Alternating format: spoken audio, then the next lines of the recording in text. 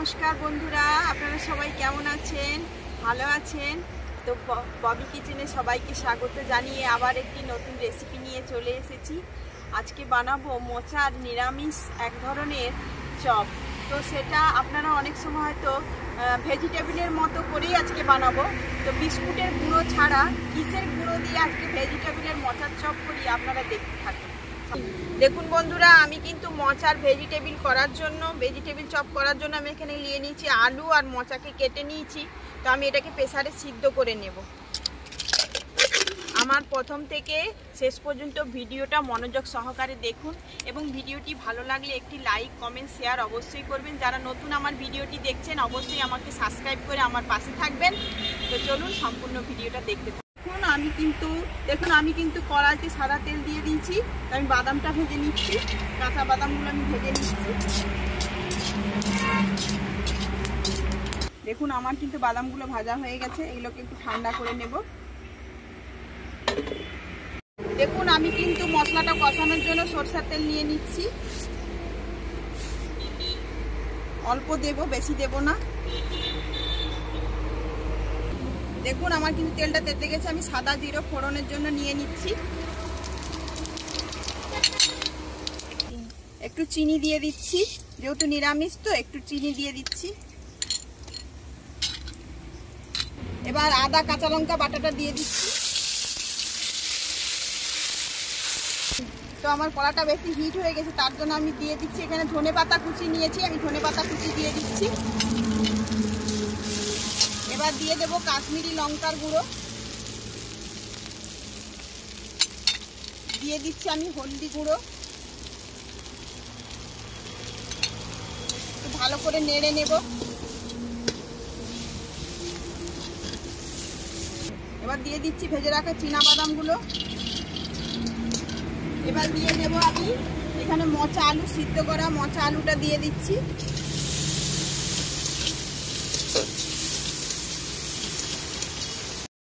এবার একটু পরিমাণ মতো আমি লবণ দিয়ে দেব।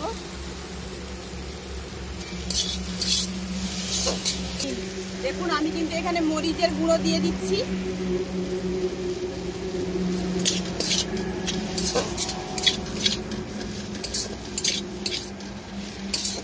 ভালো করে আলুটা কষিয়ে নেব। এখানে একটু জিরে, ধনে আর গরম মশলার গুঁড়ো করা আছে, এটা আমি দিয়ে দিচ্ছি একটু।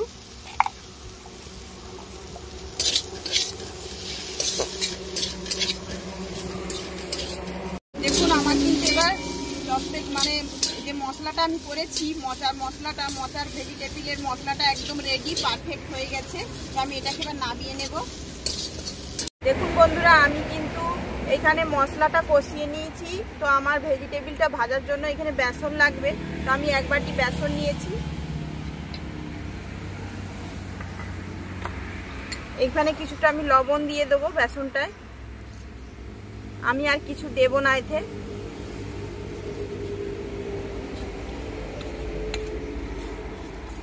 বন্ধুরা আমার কিন্তু খাবার সোডা দিতে একটু মনে ছিল না, তো আমি একটু খাবার সোডা দিয়ে দিচ্ছি।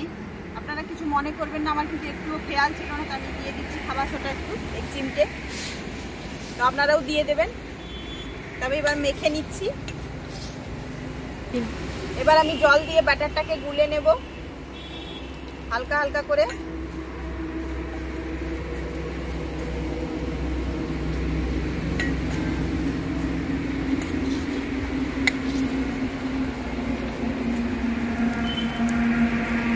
দেখুন আমি কিন্তু মশলাটা আমি এই বেসনের মধ্যেই দিয়ে দেবো। সব মশলাটাই আমি দিয়ে দিচ্ছি।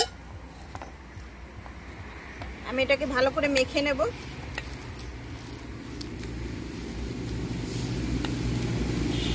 এটা একটা ভিন্ন ধরনের একবারে মোচার সুন্দর ভেজিটেবিল হচ্ছে বন্ধুরা। এরকম বাড়িতে অবশ্যই তৈরি করে খাবেন। আজকের ভিডিওটি কেমন লাগলো অবশ্যই আমাকে কমেন্ট করে জানাবেন, আর ভালো লাগলে একটি লাইক করে দেবেন। তো এটা আমার মাখা হয়ে গেছে। কিন্তু একটা থালাতে ময়দা ছড়িয়ে নিচ্ছি। ভালো করে ময়দা ছড়িয়ে নিচ্ছি। তো আমি একটু ময়দা লাগিয়ে নেব। তো এখানে আমি শেপে করে নেব এরূপভাবে। ভেজিটেবিলের আকারে আমি করে নিচ্ছি। আপনারা যতটা বড় করবেন করবেন বা ছোট করবেন।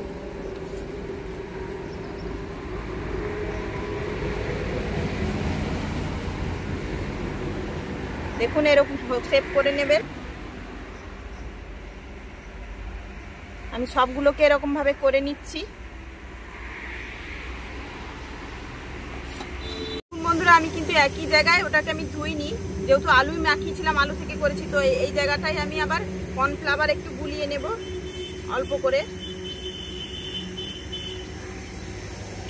একটু লবণ দিয়ে দিচ্ছি।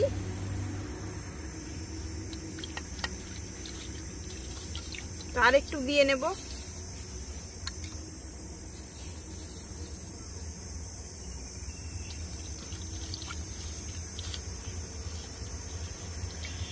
দেখুন বন্ধুরা আমি এখানে কর্নফ্লাওয়ার গুলিয়ে নিয়েছি, যেহেতু ওই বাটিটাই গুলেছি, তো হলুদ হলুদ একটু মশলার রং এসে গেছে। তো আপনারা মনে করবেন না যেটা নোংরা, এতে অনেক কিছু নেই। তো যেহেতু মশলার বাটি আমি বেসন গুলেছিলাম তার জন্য। তো আমি এখানে নিয়েছি বিস্কুটের গুঁড়া নয় বন্ধুরা, এটা কিন্তু সোয়াবিনের গুঁড়ো, তাই আমি সোয়াবিনের গুঁড়ো দিয়ে আজকে করবো। এটা সোয়াবিনের গুঁড়ো, এটা বিস্কুটের গুঁড়ো নয়। তো আমি এখানে একটা করে ডুবিয়ে দিচ্ছি কর্নফ্লাওয়ারে করে ডুবিয়ে আমি দিয়ে দিচ্ছি এইখানে সোয়াবিনের গুঁড়াতে মাখিয়ে নিচ্ছি। আপনারাও এরকম মাখিয়ে নেবেন। তেলটা গরম হয়ে গেলে আমি দিয়ে দেবো। আমি একটা করে তৈরি করে নিচ্ছি। এটা কিন্তু খুবই টেস্টি হবে বন্ধুরা, আপনারা বাড়িতে অবশ্যই তৈরি করে খাবেন।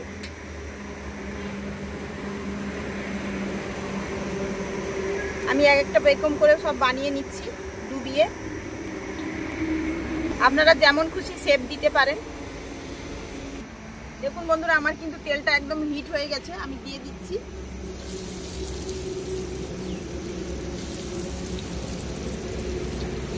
দেখুন বন্ধুরা আমার কিন্তু এগুলো লাল হয়ে গেছে, আমি আস্তে আস্তে উল্টে দিচ্ছি। কত সুন্দর দেখুন কালার এসে গেছে, একদম সুন্দর খেতে লাগবে। কিন্তু যেহেতু এটা সোয়াবিনের গুঁড়ো দিয়ে করা আছে, সোয়াবিনের গুঁড়ো, আমি বিস্কুটের গুঁড়ো ব্যবহার করিনি। এখানে আমি সোয়াবিনের গুঁড়ো দিয়েছি। তো আপনারা চাইলে বিস্কুটের গুঁড়ো দিতে পারেন, কিন্তু এটা যেহেতু নতুন একদম পদ্ধতিতে ভেজিটেবিল, একদম মচার ভেজিটেবিল সোয়াবিনের গুঁড়ো দিয়ে নিরামিষ, আপনারা চাইলে আমিষ করতে পারেন, পেঁয়াজ রসুন দিতে পারেন, তাতে কোনো অসুবিধা নেই। তো আমি এটা নিরামিষ বানিয়েছি আজকে। দেখুন বন্ধুরা এটা কিন্তু আপনারা হালকা আছে, মিডিয়াম আছে ভাজবেন, তাহলে দেখবেন একদম একদম ক্রিস্পি হবে, একদম মুচমুচে হবে, একদম খাস্তা।